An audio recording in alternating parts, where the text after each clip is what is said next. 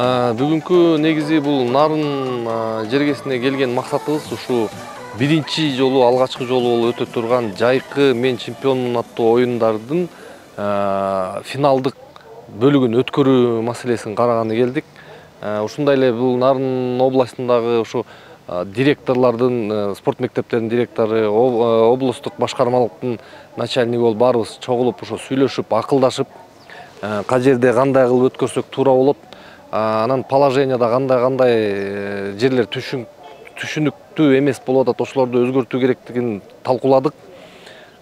Бул негизинен мен чемпионмун ушу жайкы оюндары мурунку эсиңиздерде болсо ушу Совет доорунан бери келаткан окуучулар арасында спартакиада деген болгон.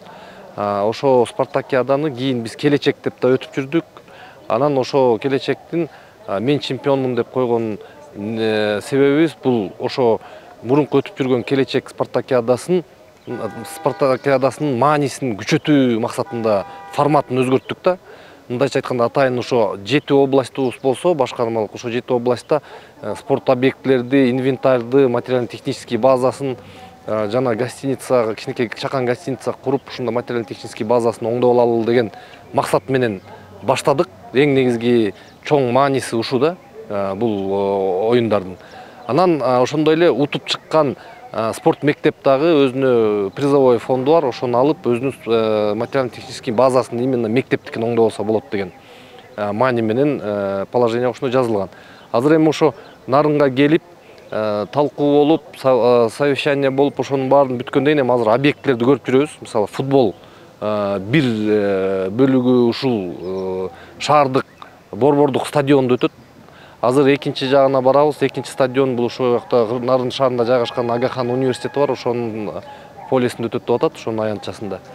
Андан сырткары азыр мэрия тарабынан да, Нарын шаардык мэрия тарабынан да жер тилкеси бөлүнүп берилген экен, ошо кичинекей чакан жанагындай коттедж түрүндө гостиница салганга.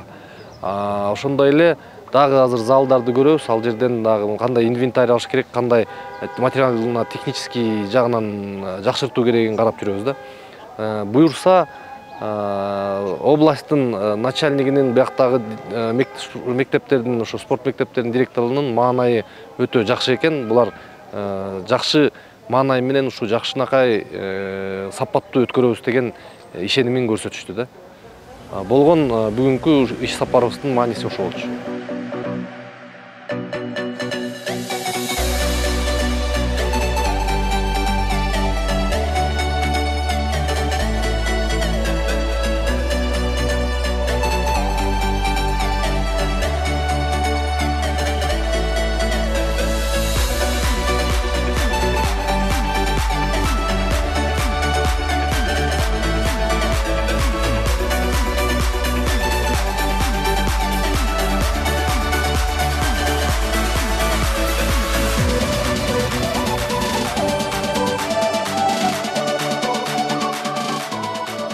Мен чемпионмун бул как раз ушу спорт мектептерге багытталган үчүн биз ошо 1200 машыккан балдары бар ушундай воспитанник деп коебуз, мындай спорт школунун. Ошондойлор бар спорттун түрлөрүн киргиздик.